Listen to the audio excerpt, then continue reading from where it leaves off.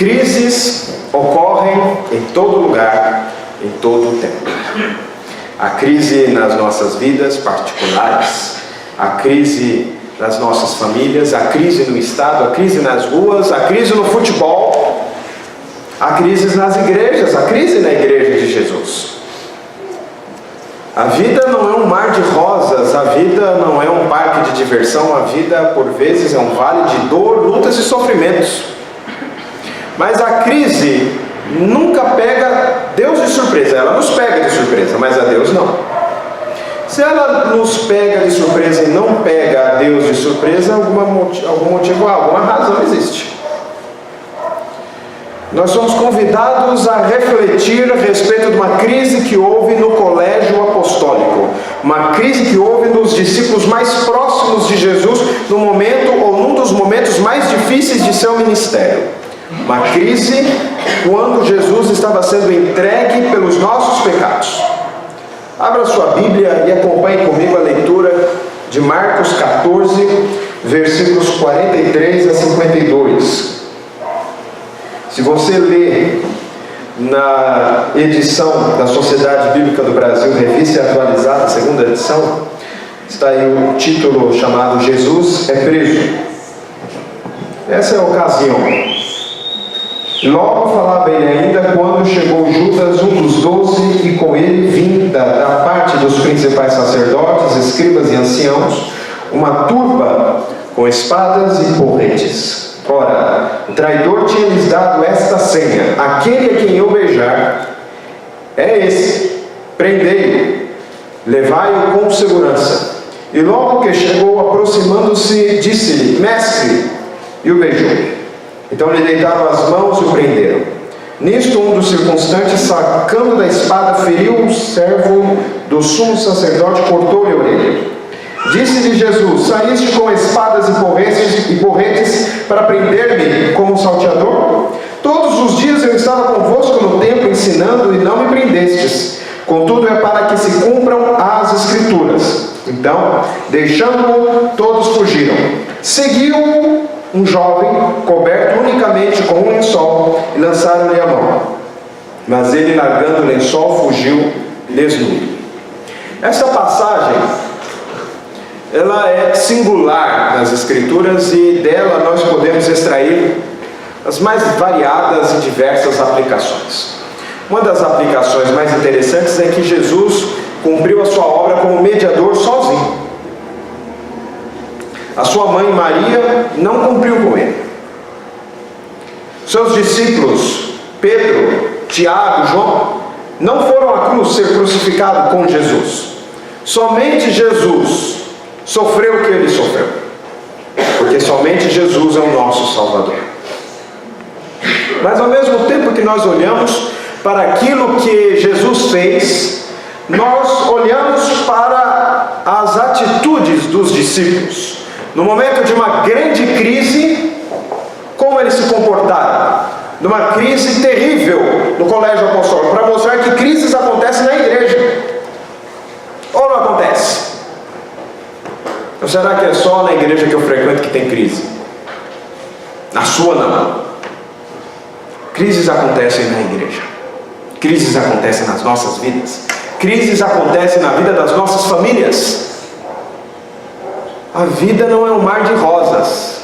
A vida não é um passeio no bosque. Na vida nós enfrentamos muitas lutas. Mas essas lutas, elas têm também uma finalidade. Assim como nós encontramos nesse trecho das Escrituras, as lutas nos mostram que tipo de discípulo nós somos. As crises mostram que tipo de discípulo nós somos. Vou repetir pela segunda vez. A crise revela que tipo de discípulos somos. Sem a crise, é possível que Pedro, Tiago, João e os demais discípulos não percebessem que tipo de discípulo eles eram. Mas a crise vem nos mostrar. A crise nos mostra que tipo de discípulo nós somos. Às vezes, quando nós estamos navegando no mar pincel de brigadeiro. Às vezes, quando tudo vai bem na nossa vida, nós não temos a oportunidade de refletir como tem sido o nosso andar.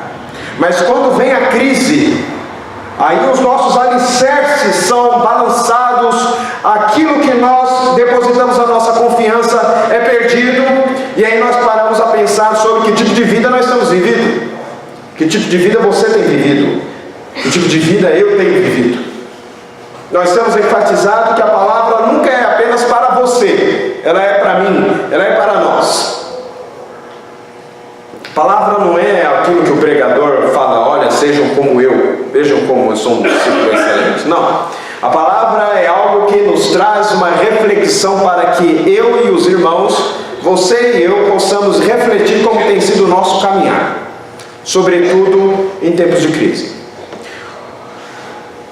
A crise revela que tipo de discípulos nós somos. Que tipo de discípulo é você? Há um primeiro tipo de discípulo, o discípulo que luta do lado errado. O discípulo que luta do lado errado. Ele está lutando, mas ele está lutando do lado errado. Nós encontramos Judas Iscariotes, um dos 12. O texto faz questão de enfatizar, um dos 12. Dos apóstolos, dos discípulos mais chegados de Jesus, foi aquele que traiu Jesus. A crise revela se nós estamos do lado certo ou do lado errado, porque pode ser que nós sejamos do lado errado. E assim como Judas foi advertido por Jesus, essa advertência, sem dúvida alguma, ela é interessante para que nós avaliemos a nós próprios, para analisarmos não apenas que tipo de arma com que nós temos lutado, mas se nós estamos do lado certo. Judas parecia ser um amigo de Jesus. Judas beija Jesus. Jesus é o chamado de mestre. Jesus é tratado com afeto na frente das pessoas, mas o coração de Judas estava distante de Jesus. Judas já tinha se acostumado a chamar Jesus de mestre. Se os irmãos voltarem o seu olhar para Mateus 26, versículo 20, versículo 25, eu não vou ler, vou fazer apenas referência, mas vou repetir. Mateus 26, versículo 20 a 25. Os irmãos ouvirão Jesus dizendo: um de vocês me trairá. E os discípulos começam a perguntar: sou eu, Senhor? Senhor, sou eu? Senhor, sou eu? Senhor, sou eu? E de repente chega a vez de Judas, e Judas fala: mestre, sou eu? Se os irmãos olharem para o texto de Mateus, verão que apenas Judas chama Jesus de mestre, todos os demais chamam Jesus de Senhor. E a causa disso é aquilo que João, o apóstolo que nos traz as mais quentes informações sobre aquilo que se passava no interior do colégio apostólico, na intimidade dos discípulos, ele fala que Judas, o senhor de Judas não era Jesus, o senhor de Judas era o dinheiro. E por poucas moedas ele traz Jesus, porque ele estava do lado errado. E ele traz Jesus com as pessoas que pareciam também estar lutando do lado certo, mas estavam do lado errado, que eram os religiosos. Quando eles chegam para prender Jesus, chega com uma turba, com um grupo de pessoas que havia sido enviado pelo sumo sacerdote, pelo sinédrio, pelas mais altas autoridades de Israel. Você já pensou numa coisa dessa? Seria mal comparando Jesus sendo buscado, sendo preso pelas mais altas autoridades da igreja, o presidente do Supremo Concílio, o presidente do presbitério, ou no âmbito da igreja local, o pastor e os presbíteros. Aquelas pessoas que deveriam ser um alicerce de espiritualidade, eram os agentes por trás da traição de Judas. Isso deve servir para você e para mim uma advertência muito séria, que é a seguinte: nem todo mundo que você acha ou que eu acho que é religioso é de fato. As maiores e mais terríveis perseguições contra a igreja do Senhor partiu de grupos religiosos. Aqueles que dizem que serviam a Deus foram exatamente os primeiros a perseguir a igreja. Mas se há aqueles que lutam do lado errado, há também aqueles que lutam com a arma errada. Há discípulo que luta a batalha errada. Há discípulo que não está do lado certo, mas está lutando com a arma errada, porque ele está lutando a batalha errada. E a crise revela que tipo de discípulos nós somos. E se não houvesse crise, será que o apóstolo Pedro iria perceber que ele estava enfrentando uma batalha espiritual com uma espada? Mas é possível que nós pensemos nisso hoje em dia de uma outra forma. Quando nós pensamos que a igreja está sendo perseguida e nós queremos responder com armas humanas e mortais. E nós logo pensamos em processar as pessoas, nós logo pensamos em discutir com as pessoas, nós logo pensamos em fazer tantas coisas, quem sabe até talvez dizer algumas verdades, quando na verdade a batalha que nós estamos lutando é uma batalha cuja arma que é apta para vencer o inimigo é a oração. Mas por que Pedro não teve discernimento para saber que naquele momento tão terrível, naquela noite tão escura, a arma correta era a oração e a vigilância, mas ele começa a lutar com uma espada, e ele corta a orelha de Malco, o servo do sacerdote, com uma espada. Ele está lutando a batalha errada, embora ele esteja do lado certo. É possível, irmãos, que estejamos do lado certo, mas lutando com as armas erradas, lutando as batalhas erradas. É preciso que nós tenhamos o discernimento do que é batalha espiritual. É preciso que nós tenhamos o discernimento para saber o que é o reino de Deus e o reino parasita e como lidar com essas coisas.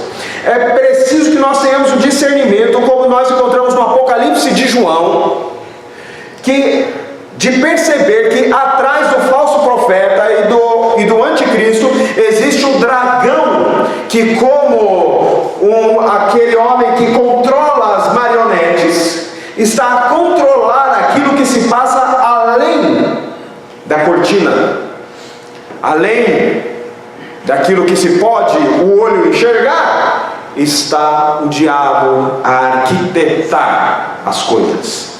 E nós, a igreja, caímos e caímos e caímos em suas armadilhas, porque lutamos com as armas erradas. Queremos vencer as batalhas na discussão.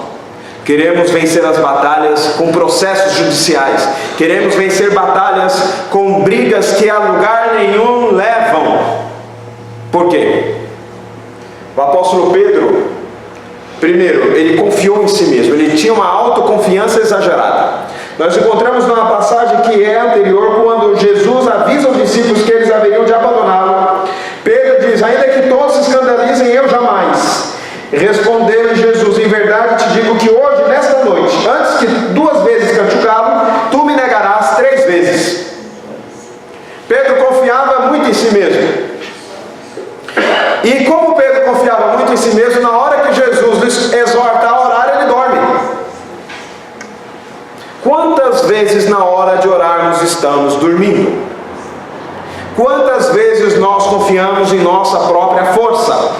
Quantas vezes nós confiamos na nossa própria força para fazer as coisas dentro da nossa casa? E nós confiamos que nós é que sabemos. E às vezes até nós nos magoamos quando o pastor fica falando muito sobre o que eu tenho que fazer. Mas não é o pastor que fica falando o que você tem que fazer. É a Bíblia que está falando o que nós temos que fazer. E o jeito certo de fazer as coisas é o jeito da Bíblia. É o jeito de Deus. É o jeito do manual do fabricante. Nós somos fabricação do Senhor. Nós somos criatura do Senhor. Nós somos feitos à sua imagem e semelhança. Embora sejamos filhos, ainda não por causa disso deixamos de ser criaturas. Porque o único filho que é gerado é Jesus. Nós somos criaturas e filhos adotivos do Senhor. Nós fomos adotados. Nós somos filhos por causa disso. Mas Pedro está muito confiante em si mesmo. Ainda que todos te neguem, eu jamais. Na hora de orar, Pedro dorme. Então, na hora de usar a arma certa, o que Pedro faz? Usa a arma errada. Porque na hora que precisava confiar em Deus, ele confiou em si mesmo. Na hora que ele precisava orar, ele foi dormir. Nós não podemos confundir as coisas. Hora de orar é hora de orar, hora de dormir é hora de dormir. A nossa confiança não pode estar firmada em nós mesmos, porque nós somos terrivelmente pecadores. E quando eu acho que nós alcançamos a perfeição e que nós vencemos, lá vem o tombo. Lá vem o tombo. E a Escritura é abundante em mostrar que os servos do Senhor caem, mas caem mesmo. E por que elas caem? Por que os servos do Senhor caem? Por que nós pecamos, irmãos? Porque a nossa suficiência vem de Deus e não de nós. E graças a Deus, glória ao Senhor por isso, essa suficiência é colocada à nossa disposição. Mas se há discípulos que lutam do lado errado, e há discípulo que luta com a arma errada, há um terceiro discípulo que não luta, mas foge. Mas foge. Ele foge da luta. Mas por que ele foge da luta? Porque ele está armado de um lençol. Os irmãos já imaginaram alguém ir para uma guerra vestido de lençol? Segurando o lençol? Porque se o lençol cair, ele está sem roupa. Quando ele devia estar armado, quando ele devia estar preparado, quando ele devia estar apto para a luta, ele está com o lençol. Até para dizer eu me rendo é difícil. Com lençol fica complicado. Os estudiosos da Escritura comentam que, com quase toda certeza, era João Marcos, o autor deste evangelho, que escreveu que era o jovem de um lençol. E há algumas razões para que nós creiamos nisso. Primeiro é o fato disso estar no evangelho de Marcos. Alguém certa vez disse, isso daqui eu não sei por que está aqui, porque não tem nenhuma importância para o texto. Para a gente entender a morte de Cristo, a importância tem saber que tinha um jovem com lençol e que ele não aparece nem antes e não aparece depois, a não ser que o autor do evangelho quisesse falar, eu estava lá. Mas por que aparece João Marcos aqui então? Porque possivelmente, se os estudiosos estiverem certos, Judas foi primeiro ao cenáculo onde Jesus estava celebrando a Santa Ceia, não o encontrou, e lá morava João Marcos, foi na casa dos pais de João Marcos, e não o encontrando, falando, é possível que ele esteja no Monte das Oliveiras, no jardim do Getsemane, vamos lá. E João Marcos, ouvindo a história, porque aconteceu na casa dele, ele sai andando, mas ele não sai andando preparado, ele de um pulo, dormindo, envolve-se no lençol em que estava, não tinha edredom, não tinha cobertor, tinha apenas um lençol, e coloca o lençol sobre si e sai andando pela escuridão para ver o que iria acontecer. Pois bem, agarra o tal do sujeito e ele sai correndo. E como ou ele se defende ou ele agarra o lençol, ele não fez nenhuma das duas, largou o lençol e saiu correndo. Pois então, o reverendo Hernandes Dias Lopes, ao comentar este versículo, nos apresentam, pelo menos, ele elenca mais, ele apresenta mais, mas eu quero trazer aqui apenas 3 falhas daquelas pessoas, daqueles discípulos que não lutam, mas apenas fogem, e que estão simbolizadas neste homem. Primeiro, aqueles que se cobrem com lençol são símbolo de seguidores de Jesus que o seguem, mas não têm compromisso. Quando encontram com uma oposição, eles deixam de seguir. Eles deixam de seguir. E vida cristã tem oposição ou não tem? E como tem? A pessoa na primeira oposição, ele larga tudo e ele foge. Mas há também uma outra representação. O rapaz vestido de apenas um lençol, ele representa aqueles que vivem a superficialidade cristã. Eles são apenas aparências, eles são apenas lençol. Se você tirar, não tem nada atrás, e ele sai correndo. Vive a aparência do cristianismo. Ele é cristão apenas na aparência. Ele não tem a essência cristã. Eles fogem, porque ele não é um cristão naquele momento. Ele não é um discípulo de Jesus. Ele é apenas alguém que joga um lençol no seu corpo e vai observar de longe. E quando vem uma oposição, ele se manda. É você esse tipo de discípulo? Mas há também uma outra característica. São aqueles que preferem o que dá certo em lugar do que é certo. O lençol deu certo, então eu vou com ele, até certo ponto. Usei o certo aqui com 2 sentidos. O lençol dá certo, embora não seja certo. O certo era eu me preparar, o certo era eu estar lá com Jesus orando. Mas deu certo, então nós vamos. O que dá certo eu uso. Há muita gente na igreja que está usando o que dá certo e não o que é certo. E o que dá certo nem sempre é aquilo que é certo. Não é certo sair pela madrugada vestido de um lençol. O certo é ir preparado. Mas deu certo, então eu estou fazendo. Ah, isso não é certo, mas está dando certo. Então às vezes é Deus que está lá fazendo dar certo. Nesse negócio de dar certo ao invés de ser certo, muitas pessoas caíram em G12. Ah, mas está dando certo. Muitos caíram em outras heresias mais antigas, como a bênção de Toronto. Ah, mas está dando certo. Lembram-se da bênção de Toronto? A maioria nem lembra mais. Dente de ouro, lembra? A maioria nem lembra mais. Foi um modismo, passou. Mas alguns diziam, está dando certo, então é de Deus. Nem tudo que dá certo é certo. Às vezes dá certo trazer determinado tipo de mensagem para a igreja. Mensagens açucaradas, mensagens doces, mensagens que não confrontam o pecado, mensagens que apenas mostram as alegrias de servir a Cristo, mas não mostram os espinhos de servir a Cristo.